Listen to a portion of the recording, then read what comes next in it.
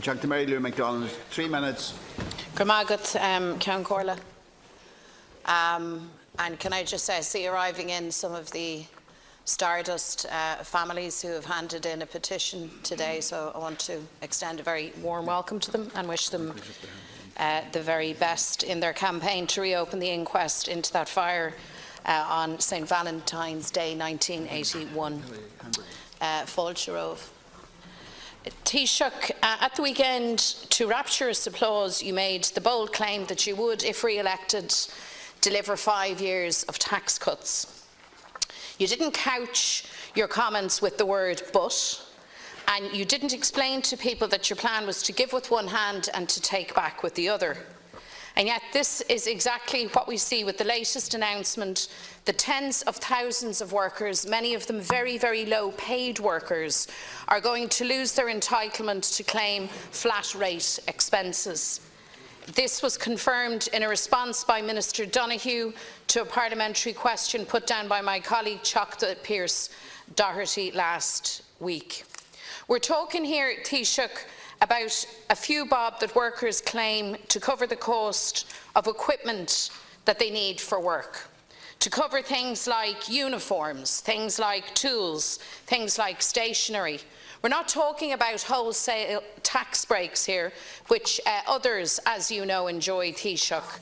We're talking about very legitimate and necessary expenditure which certain categories of workers incur as part of their jobs. For shop assistants, the group worst affected, some 75,822 of them will lose over €120 a year. And that means a net saving to the Exchequer of €9 million per annum, €9 million per annum, Taoiseach. It's hardly a massive outlay, but nonetheless, the loss of it for individual workers on low wages will be felt. This entire proposal is a prime example of policy being set that is completely disconnected from reality.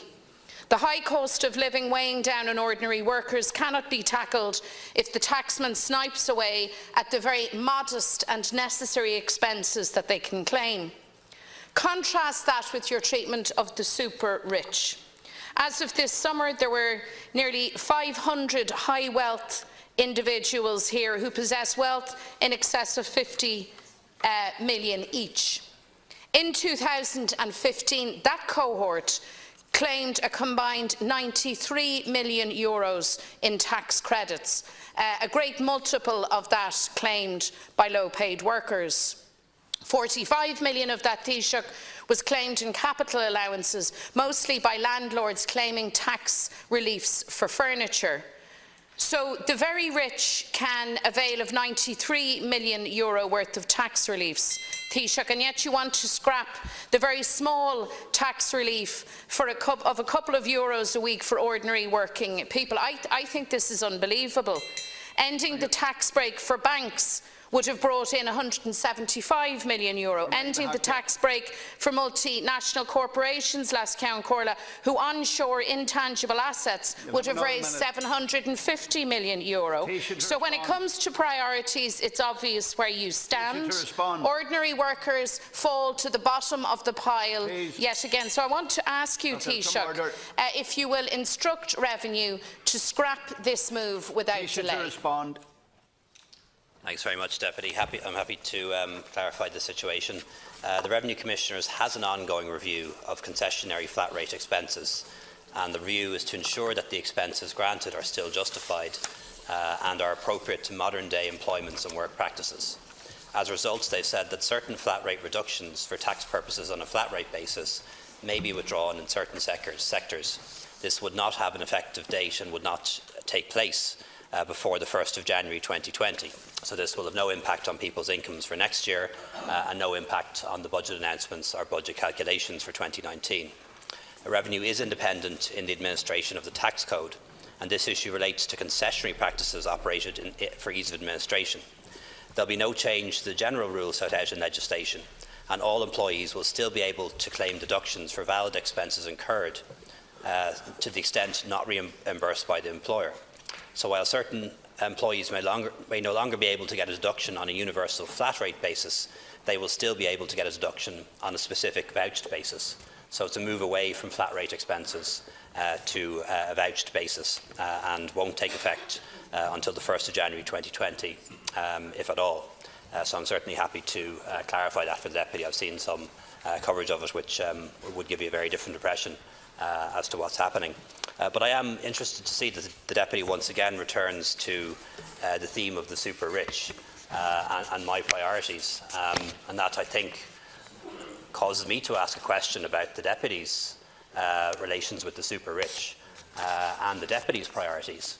I read in the Irish Independent, I thought it was Waterford Whispers at first, but it actually was the Irish Independent, that on the 11th of November, on the day of the armistice, when we, all the party leaders here, remembered the war dead and paid respect to those people who gave their lives in that war, when we that evening showed respect to our Constitution and inaugurated our President, that you were in New York hobnobbing with the super rich at a $400 a plate lunch for your super rich supporters.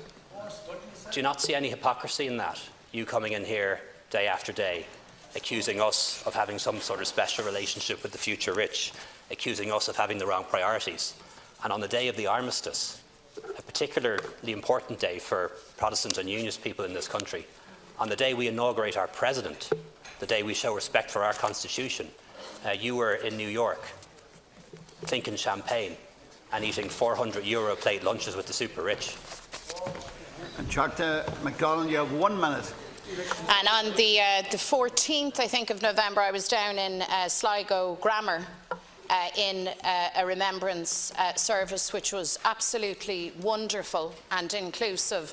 And indeed, all of the party leaders had been invited, but I went and I paid my respects there. This is the list of the categories of workers that this flat rate expenses scheme applies to. So there are people like panel beaters and kitchen porters and nurses and members of the Defence Forces, who we all know are appallingly badly paid at the lower ranks in any event. And for these workers, Taoiseach, you want to create a vouched, elaborate system for them to vouch and claim very, very modest reliefs. Lots of these workers will look into this chamber, will have heard your words, and they will know that many of the expenses enjoyed in this chamber are not vouched. There is no such elaborate paperwork required for it. So your answer simply amplifies your position. For the very, very rich, for the very wealthy, for the banks, for the rich, the billion-dollar corporates, for the landlords, it's an astonishing figure of 45 million claimed in capital allowances, and the lion's share of that claimed for tax reliefs on furniture. Taoiseach, to respond. No, a very, very different view taken of them. By the way, Piers Doherty advises me that your response indicated that none of this kicks in until 2020, and in the answer that he received, in fact, he's advised that the withdrawal takes effect from the 1st of January 2019. So the date is looming. So I want to ask you again, Taoiseach, your jibes against me notwithstanding, can you for once empathise? Can you for once put yourself in the shoes of retail workers, of shop assistants? I have to control the House. And can you give them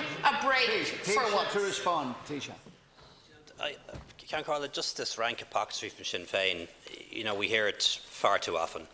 We've already seen the leader of Sinn Féin exposed in her attitude to the armistice and her attitude to our President and our Constitution, the fact that she would choose to hobnob with the super rich in America at a $400 a plate lunch than respect the war dead or respect our President.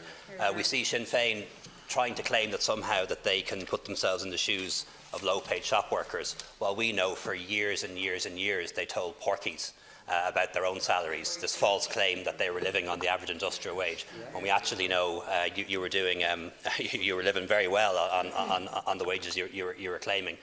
You know, so this hypocrisy, I think, really needs to be called out. Anyone who thinks that Sinn Féin actually cares about anybody on low pay has been exposed time and time again over. The note I have here is that any changes don't take into effect until the 1st of January 2020. I'll confirm that's the case later today. It is a move away from unvouched expenses to vouched expenses. And at the same time, in the Finance Bill, we are clamping down on tax breaks and tax evasion left, right and centre, whether it's putting the limit on the special assignee relief programme, and that limit's coming in, whether it's the exit tax, whether it's closing off the double Irish or getting rid of concepts like stateless corporations. We're doing all that too. We'll move on to the